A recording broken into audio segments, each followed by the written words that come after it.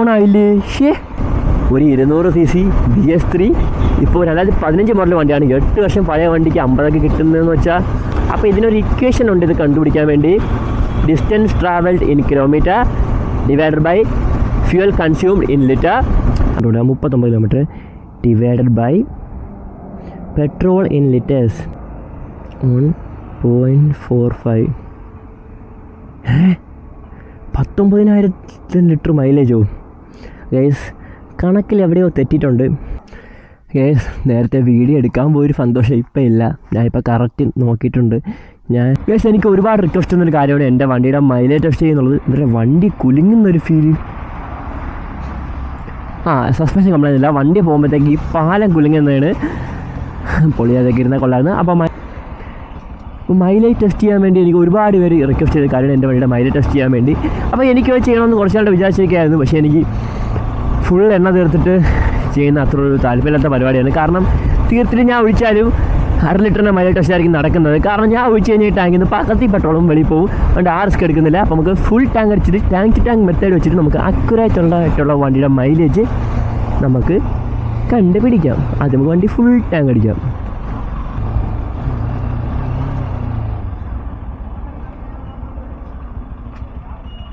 Full tank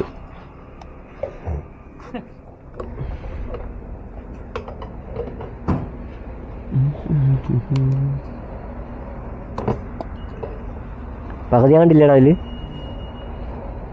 full അടിച്ചിട്ടേ ഞാനൊരു 40 kilometre ഓടി തിരിച്ചു വരും. അപ്പോൾ ഒന്നുകൂടെ ഫുൾ ടാങ്ക് അടിച്ചു തരണേ, മൈലേജ് നോക്കാനാണ്. അപ്പോൾ 485 രൂപയ്ക്ക് അടിച്ച് 4 ലിറ്റർ അടിച്ചപ്പോഴത്തേക്ക് വണ്ടി ഫുൾ ടാങ്ക് ആയിട്ടുണ്ട്. എത്ര രൂപടാ കയ്യിൽ? 455 രൂപയ്ക്ക് അടിച്ച് 4.25 ലിറ്റർ അടിച്ചപ്പോൾ എൻ്റെ വണ്ടി ഇപ്പോൾ ഫുൾ ടാങ്ക് ആയിട്ടുണ്ട്.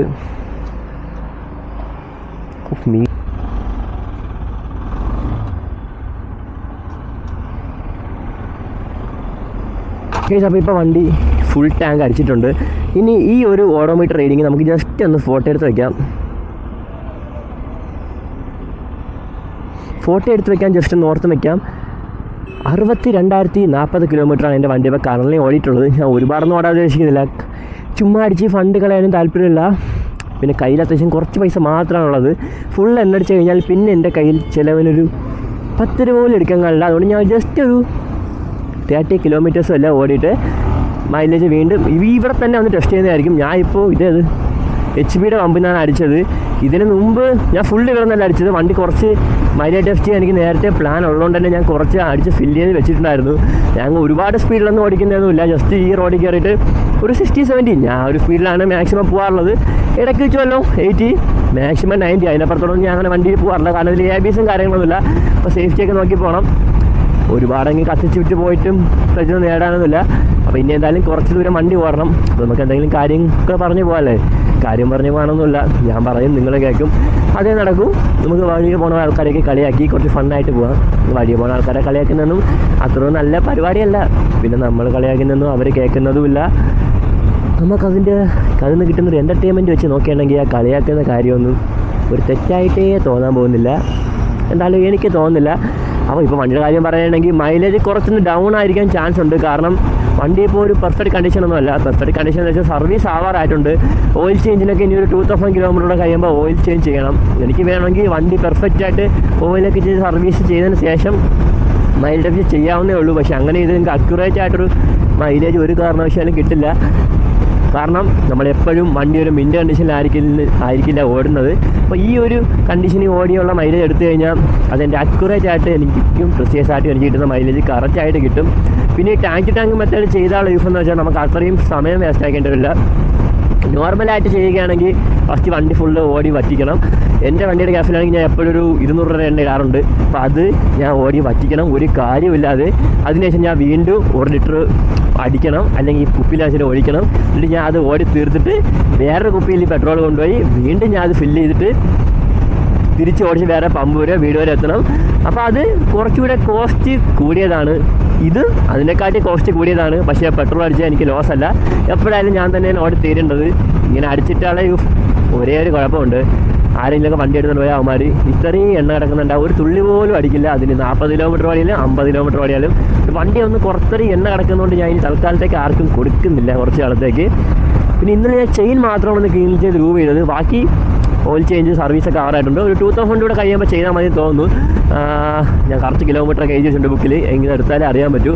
ആ 2 സ്ട്രോക്ക് എന്നൊക്കെ പറഞ്ഞാൽ പുകയുണ്ടോ, ഇതിനൊക്കെ പൊല്യൂഷൻ കിട്ടുമോ എന്തോ എന്തോ. 2 സ്ട്രോക്കിൽ ഓയിലൂടെ വെച്ച് ഫില്ല് ചെയ്യുന്നതുകൊണ്ടായിരിക്കും ആ ഒരു പുകയും കാര്യങ്ങളൊക്കെ വരുന്നത്. ഞാൻ ഇപ്പോൾ പറഞ്ഞു എനിക്ക് 1 ലിറ്റർ വാങ്ങി ചോദിച്ചാൽ നിങ്ങൾക്ക് കറക്റ്റ് മൈലേജ് കണ്ടുപിടിക്കാൻ പറ്റുന്നത് കാർബറേറ്റർ വണ്ടികളിൽ മാത്രമാണ്. അത് നമ്മുടെ ടാങ്കിലെ പെട്രോൾ മാത്രം തീർത്താൽ പോരാ, നമ്മുടെ കാർബറേറ്ററിൻ്റെ അകത്ത് കുറച്ച് പെട്രോൾ കാണും. ആ ഒരു പെട്രോളൂടെ തീർത്താൽ മാത്രമേ നിങ്ങൾക്ക് മൈലേജ് കണ്ടുപിടിക്കാൻ പറ്റൂ. ഫ്യൂൽ ഇഞ്ചക്ടറിൽ അങ്ങനെ നോക്കിയെങ്കിൽ ഒരിക്കലും കണ്ടുപിടിക്കാൻ പറ്റില്ല കറക്റ്റായിട്ടുള്ളത്. കാരണം ഫ്യൂൽ ഇഞ്ചക്ടറിൽ എപ്പോഴും നമ്മൾ 100-150 വരെ പെട്രോൾ ഇട്ടിട്ട് അതിൻ്റെ തരത്തോടെ മാത്രമേ അടിക്കാവൂ. അല്ലാതെ നമ്മൾ തീർത്തൊക്കെ ഓടിക്കഴിഞ്ഞാൽ നമ്മുടെ ഫ്യൂൽ പമ്പിന് കേടാവും. അത് തന്നെ നമുക്ക് ഭാവിയിൽ നല്ല രീതിക്ക് പണി കിട്ടും. അപ്പോൾ ആദ്യം നമ്മൾ തീർക്കണമെങ്കിൽ ആ 100-150 രൂപ എണ്ണയിൽ നിന്ന് പെട്രോൾ താഴെ ഇറക്കണം.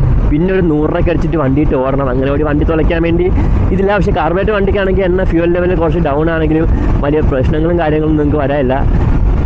എങ്കിലും ഞാൻ വിചാരിച്ചു അക്യുറേറ്റുള്ള മൈലേജ് നോക്കാമെന്ന്. കാരണം ഞാൻ ഇപ്പോൾ വണ്ടിയിൽ എണ്ണ ഫുള്ള് തീർത്തിട്ട് 1 ലിറ്റർ വാങ്ങിച്ച് ഒഴിക്കുകയാണെങ്കിൽ ഒഴിക്കുന്ന സ്ഥലത്ത് തന്നെ പെട്രോൾ കുറച്ചൊക്കെ ഇവാപ്പറേറ്റ് ആയി പോകും. പിന്നെ ഞാൻ ഒഴിച്ച് കഴിഞ്ഞാൽ 100 രൂപയ്ക്ക് ഒഴിച്ച് കഴിഞ്ഞാൽ 62 മുതൽ ഇതിൻ്റെ ഇറങ്ങുമെന്ന് എനിക്കറിയില്ല, മൊത്തം ഫില്ലായി പോകും. അപ്പോൾ കറക്റ്റായിട്ടുള്ള മൈലേജ് നോക്കാനും കുറച്ച് ബുദ്ധിമുട്ടായിരിക്കും. ഞാൻ മുമ്പ് വണ്ടിയിൽ എണ്ണ തീർന്നൊക്കെ നിൽക്കുന്ന സമയത്താണെങ്കിലും ഇതുപോലെ കുപ്പിയിൽ വാങ്ങിച്ച് ഒഴിക്കുന്നിടത്ത് പകുതി എണ്ണ താഴെ പോകും. പിന്നെ ഒരു 10-40 രൂപയ്ക്ക് മാത്രം എണ്ണ വാങ്ങിച്ച് ഒഴിച്ച് ജസ്റ്റ് പമ്പ് വരച്ചിട്ട് പിന്നെ അവിടെ നിന്ന് അടിക്കാനാണ് പതിവ്.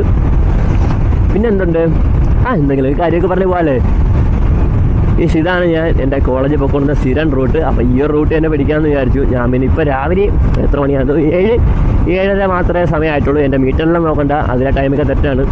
ഞാൻ ഒരു പ്രത്യേക ആവശ്യത്തിന് വേണ്ടി ഈ മീറ്ററിൻ്റെ ഷെല്ലയച്ച സമയത്ത് അതിൻ്റെ 2 നീഡിൽ തിരിച്ച് വയ്ക്കാൻ മറന്നുപോയി. പിന്നെ എന്തെങ്കിലും ആവശ്യം വയ്ക്കുമ്പോൾ തിരിച്ച് വയ്ക്കാൻ. അതുകൊണ്ട് തന്നെ എനിക്ക് ടൈം തിരിച്ച് സെറ്റ് ചെയ്യാനും പറ്റില്ല. അത് സെറ്റ് ചെയ്ത് കഴിഞ്ഞാലും കുറച്ച് കഴിയുമ്പോഴത്തേക്ക് വീണ്ടും തെറ്റും. അതിൻ്റെക്കാട്ടി ഫോണിലോ വാച്ചിലോ സമയം നോക്കുന്നതായിരിക്കും എന്തുകൊണ്ട് ബെറ്റർ. ഞാൻ രാവിലെ തന്നെ ഇറങ്ങിയെന്ന് വെച്ചാൽ എനിക്ക് ഉച്ചയ്ക്ക് വെയിലത്തൊക്കെ വണ്ടി ഓടിച്ച് പോകുന്നത് അത്ര ഇഷ്ടമുള്ള കാര്യമില്ല. ഈ ലഡാക്കൊക്കെ പോകണമാർ ഇങ്ങനെ പോകണമെന്ന് തന്നെ ഞാൻ ചില സാഹചര്യം ചിന്തിച്ചിട്ടുണ്ട്. ഈ രാവിലെയൊക്കെയാണ് അത്യാവശ്യം നൈഫാണ്, തണുപ്പൊക്കെ അടിച്ച് ഒരു വൈബിന് അങ്ങ് പോകാം. പിന്നെ വൈകിട്ടാണെങ്കിലും കുഴപ്പമില്ല. ഉച്ചയ്ക്ക് നല്ല വെയിലുള്ള സമയങ്ങളാണ് എന്നെ കൊണ്ട് വെളിയിറങ്ങി ഒട്ടും പറ്റില്ല. 2 ദിവസമൊക്കെ കോളേജിൽ ഉച്ചയ്ക്ക് വരുമ്പോൾ തന്നെ കയ്യിലൊക്കെ വെയിലടിച്ച് 2 സൈഡും കറുത്ത് കരുവാളിച്ച് ഒരുമാതിരിയാവും. പിന്നെ ഫുൾ കൈയൊക്കെ ഇട്ടുകൊണ്ട് വരും. അപ്പോൾ ഇതാണ് എൻ്റെ കോളേജ് ഇപ്പോൾ ഡെയിലി റൂട്ട്. പിന്നെ രാവിലെ ഇറങ്ങി കഴിഞ്ഞാൽ വലിയ പോലീസിൻ്റെ ഒന്നും ശല്യമില്ലെന്ന് വിചാരിക്കുന്നു. ഒരു 8-8:30 മുമ്പ് കാരണം അവന്മാരൊക്കെ ഇറങ്ങി തുടങ്ങുന്നതിന് മുമ്പ് ഇറങ്ങിക്കഴിഞ്ഞാൽ നമുക്ക് നൈസിൽ പോയിട്ടിടാം. ഞാൻ വല്ലാണ്ട് സ്പീഡൊന്നും എടുത്ത് കത്തിക്കുന്നതൊന്നുമില്ല. എങ്കിലും ഹെൽമെറ്റിൽ ക്യാമറ വയ്ക്കുന്നത് ലീഗലല്ല.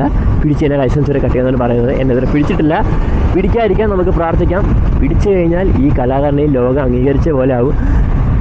അപ്പോൾ ഇത്രയും കഷ്ടപ്പെട്ടൊക്കെ എൻ്റെ വീഡിയോ എടുക്കുന്നത്. എൻ്റെ ചാനൽ ആദ്യമായിട്ട് കാണുന്നവരാരെങ്കിലും ഉണ്ടെങ്കിൽ എൻ്റെ ചാനൽ സബ്സ്ക്രൈബ് ചെയ്തേക്ക്. എൻ്റെ ഇൻസ്റ്റാ ലിങ്കും കാര്യങ്ങളും എൻ്റെ അക്കൗണ്ട് ബയോയിൽ തന്നെ ഞാൻ പ്രൊവൈഡ് ചെയ്തിട്ടുണ്ട്. അതുകൂടെ ഒന്ന് ഫോളോ ചെയ്തേക്ക്. പിന്നെ വീഡിയോ കണ്ടുപിടിക്കുന്ന സമയത്ത് ബോറടിക്കുന്നെങ്കിൽ ആ ലൈക്ക് കൂടെ അടിച്ചേക്ക്. നിങ്ങൾക്ക് എന്തെങ്കിലും കാര്യങ്ങൾ പറയാനുണ്ടെങ്കിൽ അതുകൂടെ കമൻറ്റ് കൂടെ ചെയ്തേക്ക്. പിന്നെ ഇതേപോലെ വേറെ ഏതെങ്കിലും വണ്ടിയിലൊക്കെ മൈലേജ് ടെസ്റ്റൊക്കെ ചെയ്യണമെന്ന് നിങ്ങൾക്ക് ആഗ്രഹം ഉണ്ടെങ്കിൽ അതുകൂടെ ഒന്ന് കമൻറ്റ് ചെയ്തേക്ക്. എനിക്ക് പറ്റുന്ന രീതിയിൽ ചെയ്തിട്ടേക്കാം. പിന്നെ എല്ലാ വണ്ടിയും എനിക്ക് ഫുൾ ടാങ്ക് അടിച്ചൊന്നും ഞാൻ ചെയ്യാൻ പോകുന്നില്ല. കാരണം എൻ്റെ വണ്ടി ഫുൾ ടാങ്ക് അടിച്ചാൽ എനിക്ക് തന്നെ ഓടാം. ആരെങ്കിലും വണ്ടിയിൽ ഫുൾ ടാങ്ക് അടിച്ച് കൊടുക്കേണ്ട അത്ര ഒരു വരുമാനവും എനിക്ക് എന്തായാലും ഇപ്പോൾ കറൻറ്റ്ലി ഇല്ല. യൂട്യൂബൊക്കെ ഒന്ന് മോണിറ്റൈസ്ഡ് ആയതിന് ശേഷം വേണമെങ്കിൽ അതൊക്കെ ഒന്ന് നോക്കാം. അതൊക്കെ ഇനി എന്നാലേ നിങ്ങളൊക്കെ സപ്പോർട്ടുണ്ടെങ്കിൽ മാത്രമേ ചെയ്യാൻ പറ്റൂ. അപ്പോൾ ഇതാണ് കോളേജിൽ പോകുന്ന വഴി. അവിടെ ഒരു എംപ്ലോയ്മെൻറ്റ് ഓഫീസുണ്ട്, അത് കഴിഞ്ഞൊരു പോലീസ് സ്റ്റേഷനുണ്ട്. ഞാൻ ഒരു 60 റേഞ്ചിലായിരിക്കും പോകുന്നത്. കാരണം സംസാരിച്ചുകൊണ്ടൊക്കെ പോകുക, ആ ഒരു സ്പീഡായിരിക്കും ബെറ്റർ. അല്ലാതെ സംസാരിച്ചുകൊണ്ടൊക്കെ പോയി കഴിഞ്ഞാൽ പ്രശ്നമാവും. ഞാൻ ഇവിടെ നിങ്ങൾക്ക് വേറൊരു കാര്യം കാണിച്ചിടാം. ഇവിടെ ഒരു AI ക്യാമറ ഉണ്ട്. ആ ഒരു AI ക്യാമറ അവിടെയാണ് വെച്ചേക്കുന്നത്. അതുകൊണ്ട് തന്നെ നിങ്ങൾക്ക് AI ക്യാമറ വെട്ടിക്കുമെങ്കിൽ ഈ സൈഡ് വഴി കയറി പോകാം. പക്ഷേ അതിൽ ചെറിയൊരു ട്രാപ്പും കൂടിയുണ്ട്. എന്ന് വെച്ചാൽ നമ്മൾ ഈ ക്യാമറ കുറച്ചുകൂടെ ബാക്കിലോട്ടാണ് വെച്ചിരുന്നെങ്കിൽ മിക്കുള്ളവരും ഇതുവഴി വരുമ്പോഴത്തേക്ക് ഹെൽമെറ്റ് വെച്ചുകൊണ്ടേ പോകും. അറിയാതെ പോകുന്ന 1-2 പേര് മാത്രം, അങ്ങനെ ആരും പോകാറുമില്ല. എന്താണ് AI ക്യാമറ എന്നറിയാം. പക്ഷേ ഈ ക്യാമറ കുറച്ച് ഫ്രണ്ടിലോട്ട് വെച്ച് കാരണം ആ ഒരു വഴി കൂടി കയറി പോകാൻ പറ്റും. അതിലുള്ള കുഴപ്പമെന്ന് വെച്ചാൽ ആ ഒരു വഴി വന്ന് ഇറങ്ങുന്ന സ്ഥലം ഞാൻ നിങ്ങൾക്ക് ജസ്റ്റ് ഒന്ന് കാണിച്ചു തരാം. ആ ഒരു വഴി വന്ന് ഇവിടെ വന്ന് കട്ട് ചെയ്ത് ഇറങ്ങും. ഇവന്മാർ മിക്കുള്ള ദിവസവും ഇപ്പോൾ ഇല്ല, രാവിലെ ഇവിടെ ആയിരിക്കും വന്ന് കിടക്കുന്നത്. അപ്പോൾ ഇറങ്ങുന്നവരൊക്കെ ചറപ്പറ പിക്കെടുത്ത് വിടും. ആ ക്യാമറ കുറച്ചുകൂടെ ഫ്രണ്ടിലായിരുന്നെങ്കിൽ ഇവന്മാർക്ക് ഫൈനും കാലിലൊക്കെ കുറച്ചേ കിട്ടൂ. ഇങ്ങനെ ഒരുപാട് സ്ഥലങ്ങൾ നിങ്ങൾ തന്നെ വിചാരിക്കും ഇവന്മാരെന്തോ മണ്ടന്മാരാണോ. ആ ക്യാമറ കുറച്ചുകൂടെ ഫ്രണ്ട് വെച്ച് കഴിഞ്ഞാൽ ഇവന്മാർക്ക് ആരെയും എസ്കേപ്പ് ചെയ്യാതെ പിടിക്കാൻ പറ്റൂലെന്ന്. പക്ഷേ അങ്ങനെയല്ല. അങ്ങനെ വെച്ച് കഴിഞ്ഞാൽ 1-2 ഫൈൻ കിട്ടും. ഇങ്ങനെ വെച്ച് കഴിഞ്ഞാൽ ഇതുവഴി ബുദ്ധിജീവികളായിട്ട് അഭിനയിച്ച് കയറി വരുന്നവരെല്ലാം പിടിക്കാം. എനിക്ക് ഒരു പ്രാവശ്യം അവിടെ നിന്ന് കിട്ടിയിട്ടുണ്ട്. പക്ഷേ ആ ഫോട്ടോ എടുത്തതിന് ശേഷം അതെന്തോ ഭാഗ്യത്തിന് വന്നില്ല. ഞാനും എൻ്റെ ഫ്രണ്ടിവിടെ കോളേജിൽ പോകാൻ വരികയായിരുന്നു. ശരിയാണ്, ഞാൻ കാർത്തിക് കൂടെ എൻ്റെ കൂടെ സ്ഥിരം കോളേജ് വരുന്ന പയ്യനാണ്. അപ്പോഴത്തേക്ക് ചെറിയൊരു സ്ലാങ്ങിൻ്റെ വ്യത്യാസമുണ്ട്. അത് ജസ്റ്റ് ഒന്ന് നെഗ്ലക്ട് ചെയ്തേക്ക്, കാരണം ട്രിവാൻഡ്രം സ്ലാങ്ങാണ്. ഞാൻ നോർമലായിട്ടുള്ള രീതിക്കാണ് സംസാരിക്കാറുള്ളത്, വീഡിയോയ്ക്ക് വേണ്ടി മാറ്റിയൊന്നും സംസാരിക്കാറൊന്നുമില്ല. പിന്നെ ഞാൻ ഏത് വീഡിയോ ഇട്ടാലും ഒരു പവനെന്ന് വരുന്നൊരു ബ്രോയും വേറൊരു ബ്രോയും ഉണ്ട്. അവർ രണ്ടും എനിക്ക് ഇൻസ്റ്റയിൽ നിന്ന് മെസ്സേജ് ബ്രോ എന്താ ബ്രോ പറഞ്ഞതെന്നൊക്കെ ഇംഗ്ലീഷ് എക്സ്പ്ലെയിൻ ചെയ്യാമെന്നൊക്കെ പറഞ്ഞ് ചോദിക്കും. എനിക്ക് language was never really an issue apart from A little bit of grammar and fluency. അത് ഞാൻ വാസറ അടിച്ച് എങ്ങനെയെങ്കിലും അഡ്ജസ്റ്റ് ചെയ്യുകയും ചെയ്യും. അത് അവർക്ക് പറഞ്ഞു കൊടുക്കണം. വേണമെങ്കിൽ ഇംഗ്ലീഷിലൊക്കെ ഒന്ന് സംസാരിച്ചുകൊണ്ട് വീഡിയോ ചെയ്യാമെന്നേ ഉള്ളൂ. പക്ഷേ ചില കാര്യങ്ങളൊക്കെ ഇംഗ്ലീഷിൽ പറഞ്ഞു കഴിഞ്ഞാൽ ഇത് കറക്റ്റായിട്ട് പറഞ്ഞ് വലിപ്പിക്കാൻ പറ്റുമെന്ന് തോന്നുന്നില്ല.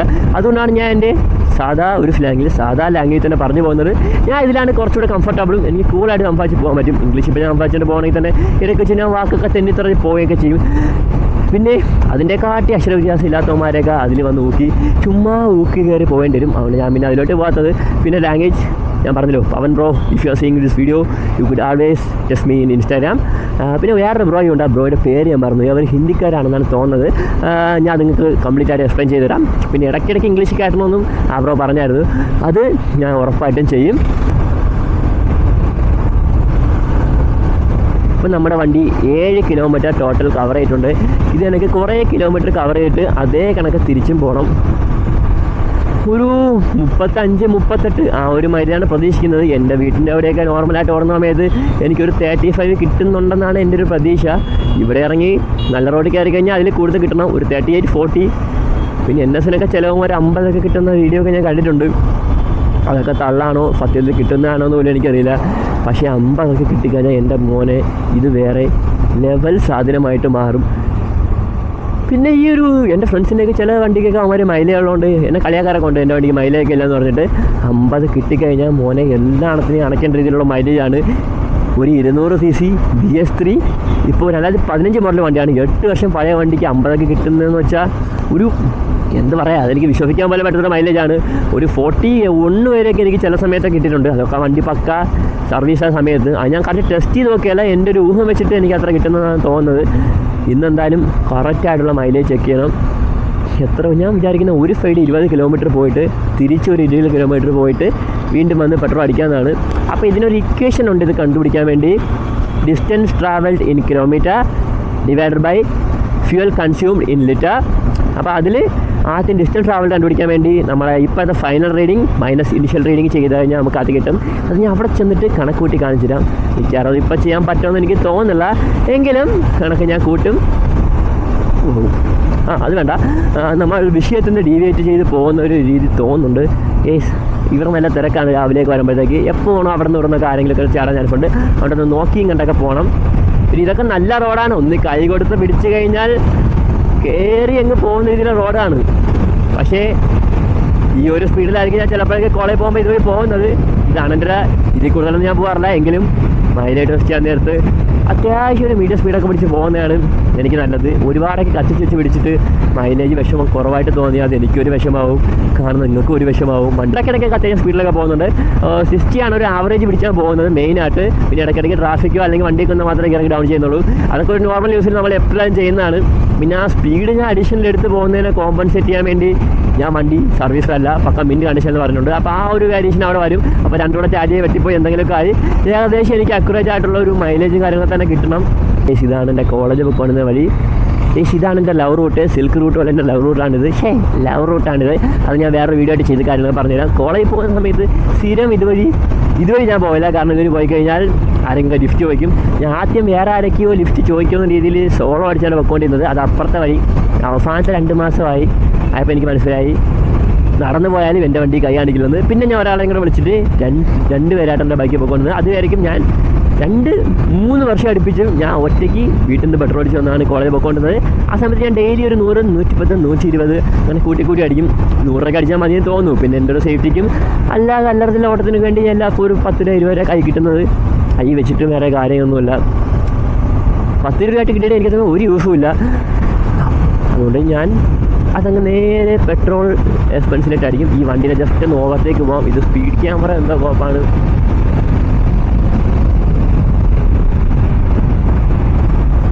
ഗൈസ് ഈ സ്പീഡ് ക്യാമറ അടിക്കുക. ഇത് എ ക്യാമറയാണ്, പക്ഷേ ഇവിടെ നിന്ന് എൻ്റെ ഫ്രണ്ട്സിനൊക്കെ കിട്ടിയിട്ടുണ്ട്. എനിക്ക് തോന്നുന്നു അപ്പുറത്തൊരു സ്പീഡ് ക്യാമറ ഉണ്ടത്.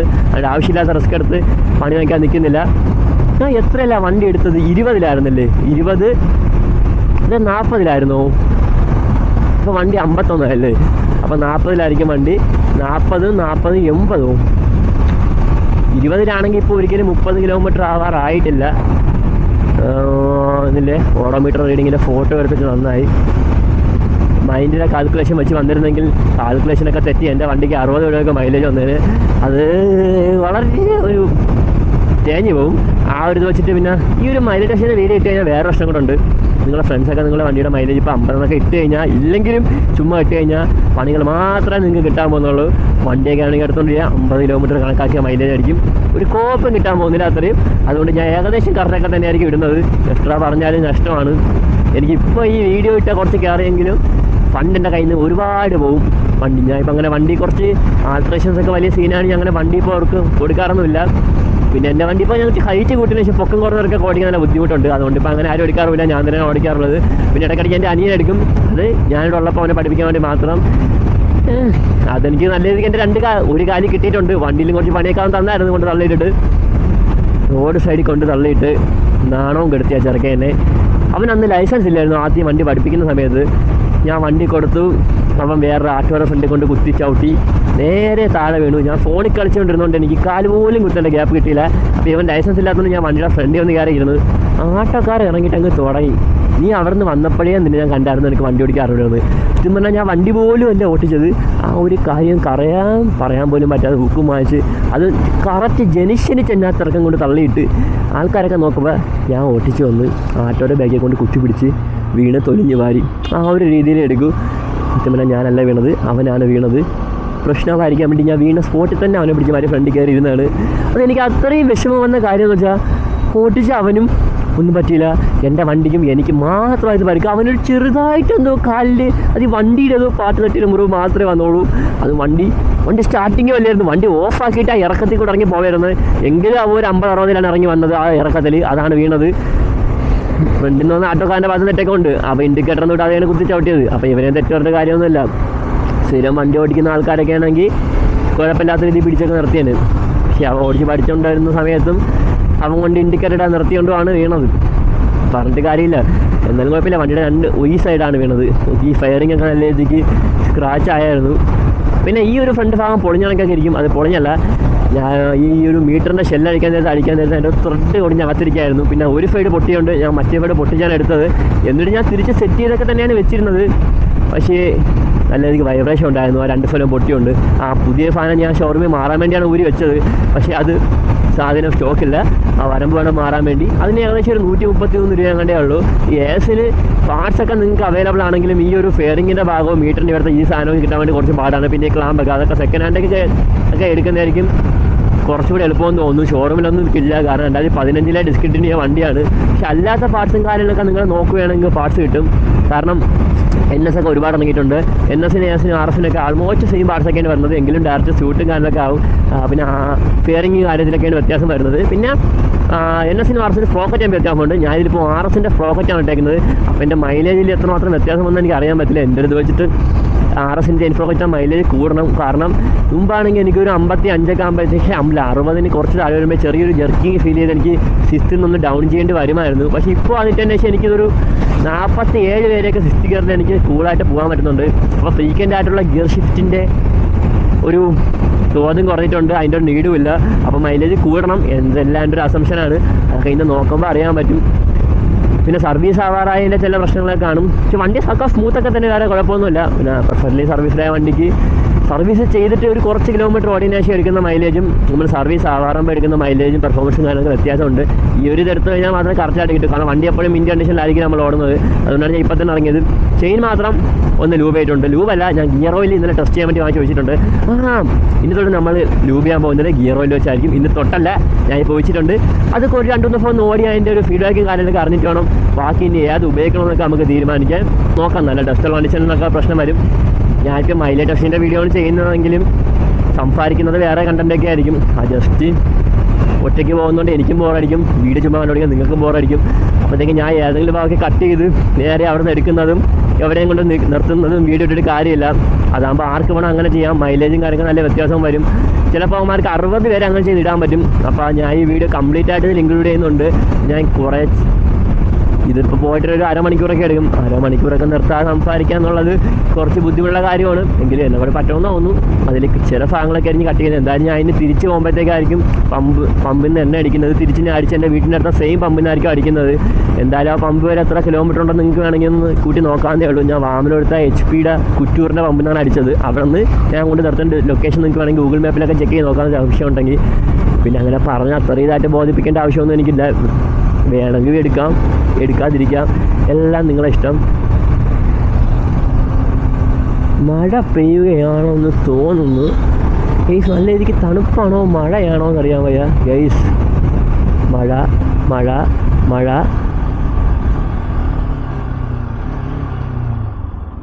ഇപ്പം 57 ആയിട്ടുണ്ട് ഗൈസ്. അങ്ങോട്ട് മഴ പെയ്യുകയാണ് ഗൈസ്. നമുക്ക് തിരിച്ചു പോവാം. കാരണം ഈ Insta360 വാട്ടർ പ്രൂഫും കാര്യങ്ങളൊക്കെ ആണെങ്കിലും ഈ മൈക്ക് അഡാപ്റ്റർ കുത്താൻ വേണ്ടി ഈ ഒരു കുത്തിക്കഴിഞ്ഞാൽ അതിൻ്റെ വാട്ടർ പ്രൂഫിങ് എബിലിറ്റി പോകും. നമുക്ക് മഴയെ തോപ്പിച്ച് തിരിച്ച് പോവാം. മഴ എന്തായാലും എൻ്റെ കൂടെ പിടിക്കും. അവിടെ നിന്ന് ഇങ്ങോട്ട് മഴ വരികയാണ്. എൻ്റെ വൈസറിലും ക്യാമറയിലൊക്കെ എത്രമാത്രം മഴ തുള്ളികൾ വീണിട്ടുണ്ടെന്ന് അറിയാൻ വയ്യ. എങ്കിൽ പിന്നെ കുറച്ച് നേരത്തേക്ക് മഴയുടെ ടെസ്റ്റ് ഒന്ന് പോസ് ചെയ്ത് വെക്കേണ്ടി വരും. ഗൈസ്, മഴ അവിടെ വരെ മാത്രമാണ് എത്തിയിട്ടുള്ളത്. ഞാൻ അവിടെ തന്നെ നിർത്തി കഴിഞ്ഞാൽ മഴ എപ്പോഴാണ് അതൊരു എത്തുന്നതെന്ന് പറയത്തില്ല. പിന്നെ എന്നെ തോൽപ്പിക്കാനും പറ്റില്ല. ഞാൻ മുമ്പേ കോളേജിൽ പോയിട്ട് വരുന്ന സമയത്ത് മഴയെ തോൽപ്പിക്കാൻ എനിക്ക് ഭയങ്കര എൻ്റർടൈൻമെൻ്റ് കാര്യമാണ്. പക്ഷേ മിക്കുള്ള സമയത്ത് ഞാൻ ഫുള്ള് നന്ദി കുളിക്കാറാണ് പതിവ്. ചിലപ്പോൾ മഴ അവിടെ നിന്നായിരിക്കും വരുന്നത്. ഞാൻ തോൽപ്പിക്കാൻ വേണ്ടി ഇവിടെ നിന്ന് അങ്ങോട്ടായിരിക്കും പോകുന്നത്. ഫുള്ള് നനയും. ബാക്കിൽ നിന്നൊക്കെയാണ് പറഞ്ഞെങ്കിൽ ചിലപ്പോൾ രക്ഷപ്പെടും. ചെറിയ രീതിക്ക് മഴയൊക്കെ പോയിട്ട് ഞാൻ അങ്ങനെ മഴയൊക്കെ പെയ്ത് നിർത്താറൊന്നുമില്ല. ഞാൻ ഫോണെടുത്ത് ബാഗിലിടും, കോളേജ് നേരെ വീട്ടിൽ പോകും. ഞാൻ ഒറ്റയ്ക്കുള്ള സമയത്താണെങ്കിൽ മാത്രം ഈ മഴത്തുള്ളിലേക്ക് വന്ന് കയ്യിലടിക്കുന്ന ഒരു ഇത് വെച്ചിട്ട് ഒരുമാതിരി മുള്ളു പൊത്തിറുന്ന രീതിയിലൊക്കെ അടിക്കുന്ന ദിവസങ്ങളൊക്കെ ഉണ്ടായിട്ടുണ്ട്. പിന്നെ വൈസറിൽ കംപ്ലീറ്റ് ആയിട്ട് വെള്ളം നനയും. അതിനുശേഷം ഓപ്പോസിറ്റ് വന്ന വണ്ടി വരുമ്പോഴത്തേക്ക് ഒന്നും കാണത്തൊന്നുമില്ല. കുറച്ച് നേരത്തേക്ക് കണ്ണടിച്ച ഒരു ഫീലാണ്. എങ്കിലും ഞാൻ നേരെ വീട്ടിൽ പോകും. നല്ല തണുപ്പത്ത് നനഞ്ഞ് കുളിച്ച് വീട്ടിൽ ചെന്ന് കയറി ചായക്ക് കുടിച്ചിരിക്കും. പിന്നെ അവിടെ 40 ആയിട്ടൊന്ന് അടിക്കാം. അപ്പോൾ 1 ലിറ്റർ അടിക്കുന്നെങ്കിൽ എനിക്ക് 40 മൈലേജ്. ഞാൻ ഒരു 38-40 കൂടുതലൊന്നും മൈലേജ് പ്രതീക്ഷിക്കുന്നില്ല.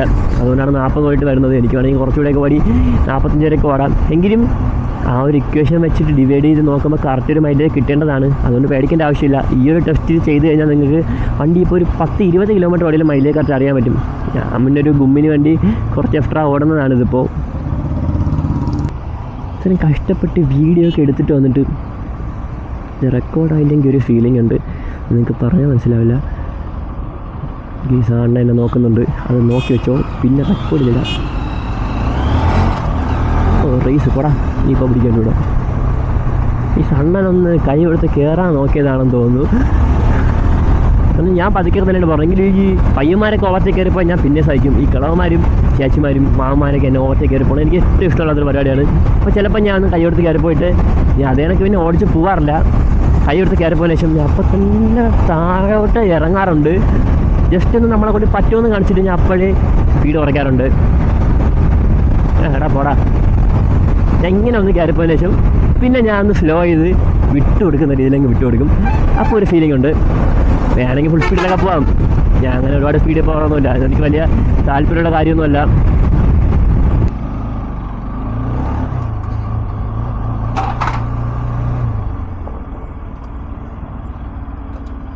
Ami full tank.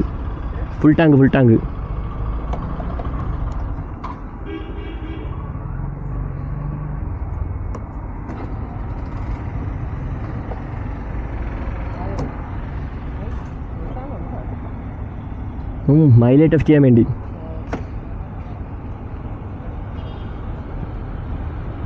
ഫുള്ളായോ? ഒന്ന് ഫോട്ടോ എടുത്തോട്ടെ.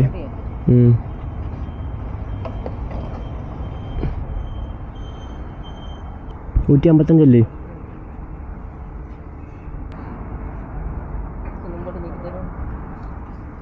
ഗൈസ്. 155 രൂപയ്ക്ക് അടിച്ചിട്ടാണ് ഗൈസ് ഫുള്ളായത്. അപ്പോൾ എൻ്റെ ഒരു ഇത് വെച്ചിട്ട് മൈലേജ് കുറച്ച് കുറവായിരിക്കാൻ ചാൻസ് ഉണ്ട്. നോക്കാം. പക്ഷേ 155, അപ്പം 30 ഉള്ള മൈലേജ്. കേസ് 79. അപ്പോൾ അത് നമുക്കൊന്ന് കുറച്ചും കൂട്ടിയൊക്കെ നോക്കാം. ഇപ്പോൾ ഇനിഷ്യൽ റീഡിങ്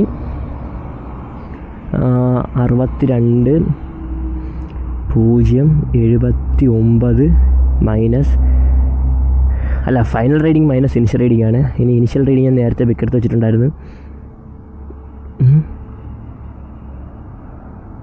62.40 62.040 39 കിലോമീറ്റർ ഉണ്ട്. 39 kilometre divided by petrol in litres. എത്ര ലിറ്റർ അടിച്ചു? 1.45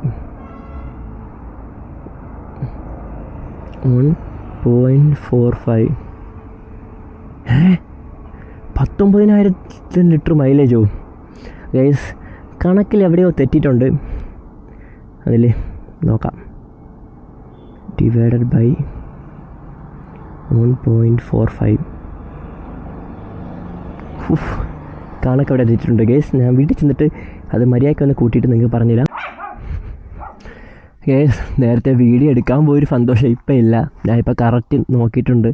ഞാൻ 79 ഫൈനൽ റീഡിങ്, അതേ മൈനസ് പട്ടിക്ക് പോലും ഇഷ്ടപ്പെടുന്നില്ല. 79 എന്ന് ഞാൻ 40 ഓടി തുടങ്ങിയത്. 79 മൈനസ് 40 = 39. അത്ര ദൂരം ഓടാൻ വേണ്ടി എനിക്ക് 1.45 ലിറ്റേഴ്സ് ഞാൻ യൂസ് ചെയ്തിട്ടുണ്ട്. നോക്കുകയാണെങ്കിൽ 26 ഉള്ളു ഗൈസ് മൈലേജ്. ഞാൻ ഒരു 35-38 പ്രതീക്ഷയാണ് ഇത്ര നാളെ വണ്ടി ഓടിക്കൊണ്ടിരുന്നത്. എവിടെയെങ്കിലും കാറ്ററിങ്ങിനൊക്കെ ആരുടെങ്കിലും പോയാലും വണ്ടി ആരെങ്കിലും എടുത്തുകൊണ്ട് പോയാലും ഞാൻ 35 മൈലേജാണ് ഗൈസ് പറഞ്ഞുകൊണ്ടിരുന്നത്. അവന്മാർക്ക് ആ രീതിയിലായിരിക്കും. വെറുതെ അല്ല വണ്ടി പെട്രോളൊന്നും നിൽക്കാത്തത്. അപ്പോൾ ഓയിൽ ചേഞ്ച് പിന്നെ സ്പാർക്ക് പ്ലഗൊക്കെ കഴിച്ച് ക്ലീൻ ചെയ്ത് ഇനി മൈലേജിൻ്റെ കാര്യം ഒന്ന് സെറ്റ് ചെയ്യണം. പക്ഷെ എൻ്റെ പൊന്ന്, ഇത്രയും കുറവ് പറ്റുമെന്ന് ഞാൻ ഒരിക്കലും പ്രതീക്ഷിച്ചില്ല. ഞാൻ ഒരു 40 ഓടിയിട്ട് കറക്റ്റ് 1 ലിറ്ററൊക്കെ അടിക്കേണ്ടിരുന്ന രീതിയിലാണ് വണ്ടി ഓടിയത് തന്നെ. വൈസ് വളരെ ഡിസപ്പോയിൻ്റാണ്. എന്തായാലും ഇപ്പോൾ ഞാൻ ഫുൾ ടാങ്ക് അടിച്ചിട്ടുണ്ട്.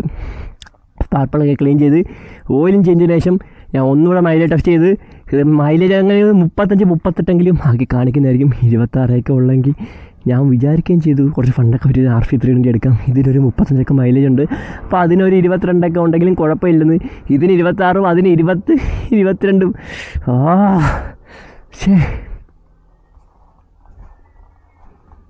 Okay guys, bye bye. പുതിയൊരു വീഡിയോ കാണുന്നവരെ ബൈ ബൈ.